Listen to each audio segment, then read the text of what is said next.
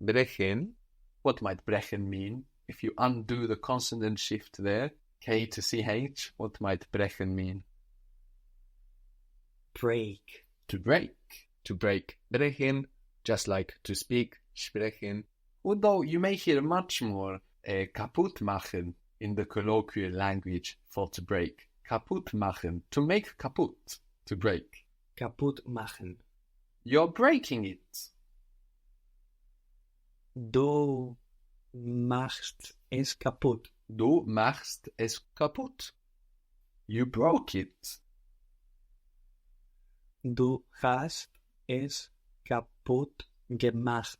Very good. Du hast es kaputt gemacht. He has broken it. Hat es kaputt gemacht. Very good. Hat es kaputt gemacht. To learn was lernen. Lernen. And to teach is lehren. Lehren. L-E-H-R-E-N. Lehren. The teacher is der Lehrer. The teacher, well, a male teacher. Anyway, der Lehrer. Der Lehrer. How would you say the teacher has broken it? Der Lehrer hat es kaputt gemacht. Der Lehrer hat es kaputt gemacht. And again, we are using hat now for der Lehrer, for the teacher. He is like the teacher. He has the teacher, hat, der Lehrer hat. So we have kaputt machen for to break, but also brechen for to break. Although derivations of brechen are more common than the verb brechen when talking about breaking something. So abbrechen, to break off or to cancel, like in computer language, to cancel. Zerbrechen, to break in two or in pieces. And you can get other verbs from brechen also. Verbrechen, to commit a crime. Unterbrechen, to interrupt. Unterbrechen. And interrupt in English also contains rupt, which means break. Rupture, now that also means break, but Latin, interrupt, unterbrechen. Unterbrechen. Unter means under, unterbrechen. We have the D to T shift, like in good and gut. And unter is a word in its own right, but unterbrechen doesn't split. How do we know that unterbrechen doesn't split? Because the accent is in the stress is in brechen. Exactly, unterbrechen. So even though we have an addition there that is a word in its own right, we know that the verb doesn't split because of the accent, unterbrechen. So when we have an addition on a verb, it may stay put, even though it's a word in its own right. But it shouldn't cause us any problems, because looking where the accent is will let us know if the verb splits or not. Unterbrechen doesn't split. I interrupt.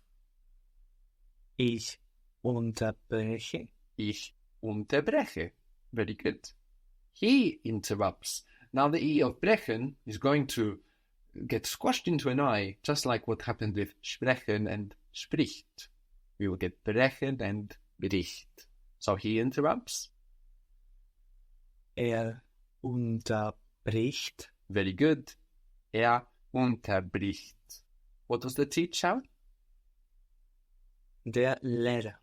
Der Lehrer. L-E-H-R-E-R. The teacher interrupts me. The teacher interrupts me. Der Lehrer unterbricht mich. Very good. Der Lehrer unterbricht mich. The word for always in German is immer. I-M-M-E-R, I-M-M-E-R, immer. Immer. The teacher always interrupts me. Der Lehrer unterbricht immer mich. Immer unterbricht mich.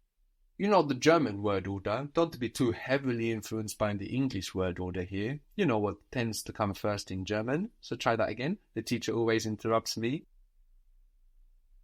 Der Lehrer unterbricht mich immer. Bravo. The teacher always interrupts me. Der Lehrer unterbricht mich immer. Although we could have immer mich if we wanted to emphasize mich. The teacher always interrupts me. But the most common word order, der Lehrer unterbricht mich immer. Brechen in the past becomes gebrochen. Again, just like the English irregularity broken, but without ge, no, and the consonant shift of k to ch. Broken, gebrochen. So many otherwise crazy irregularities in German are easy for us as English speakers to digest because they are often so similar to the English irregular version. So if brechen becomes gebrochen in the past, how might unterbrechen become in the past? Unterbrochen. Unterbrochen. Good. We can't have a ge there because we know that unter and brechen are not splittable. Unterbrechen, unterbrochen. Very good. And we can notice how the ch also is soft with the e before, as in brechen, and then hard with the o before, as in brochen. He has interrupted me. Hat mich unterbrochen. Er hat mich unterbrochen. Very good. The teacher has interrupted me. Der Lehrer hat mich unterbrochen. Very good. Der Lehrer hat mich unterbrochen. So we have spoken about how der, the masculine word for the, is just D, like the TH to D consonant shift, like the TH that we have in the English word for the.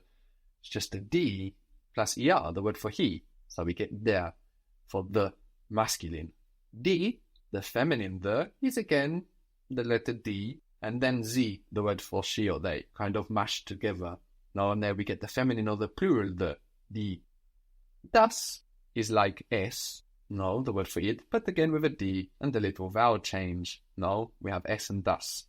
This means that der Lehrer is the teacher, but only when the teacher is behaving like he, when it's behaving like er. Er hat, der Lehrer hat. Here the teacher is he. He interrupted me, the teacher interrupted me. Er hat, der Lehrer hat. But the teacher might also be behaving like him. No? Maybe we want to say, I interrupted the teacher. Here the teacher is behaving like him. I interrupted him. It's not I interrupted he, no? So, der Lehrer won't work for us anymore. Der Lehrer we use for when the teacher is behaving like he, like er. So instead of combining the letter D with er, he, to get the word for the, we'll combine now D with the word ihn, the word for him, to get the word for the. And we get den Lehrer. So if the teacher is behaving like him, we no longer use der Lehrer, but den Lehrer. Den built from D and ihn. Den Lehrer. So if you want to say, for example, I have interrupted the teacher. Ich habe den Lehrer unterbrochen. Very good. Ich habe den Lehrer unterbrochen. So here we say den Lehrer because the teacher is behaving like him. It's I interrupted him rather than he. No, so the word for the is built of D and ihn rather than D and er. The teacher interrupted us. The teacher here is behaving like he or like him? Like he. Like he, very good. So, the teacher interrupted us. Der Lehrer hat uns unterbrochen. Very good. Der Lehrer hat uns unterbrochen. What was the word for always again? Immer. Immer. I always interrupt the teacher. Here the teacher is behaving like him or like he when you say I always interrupt the teacher. Him. Like him. I always interrupt the teacher. Ich unterbreche den Lehrer immer. Very good. Ich unterbreche den Lehrer immer or ich unterbreche immer den Lehrer. So der Lehrer is the teacher when the teacher is behaving like he, like er. And when it's behaving like him, like ihn, we get den Lehrer. The teacher might also be behaving like to him. No, like ihm. For example, we might want to say, I gave it to the teacher. So how might that be? Just the teacher, but when the teacher is behaving like to him. Dem Lehrer. Dem Lehrer. Very good. No? So just how we combined die and ihm to get den, we will combine die and ihm and get dem. So if we want to say, I have given it to the teacher. Ich habe es dem Lehrer gegeben. Ich habe es dem Lehrer gegeben. Very good.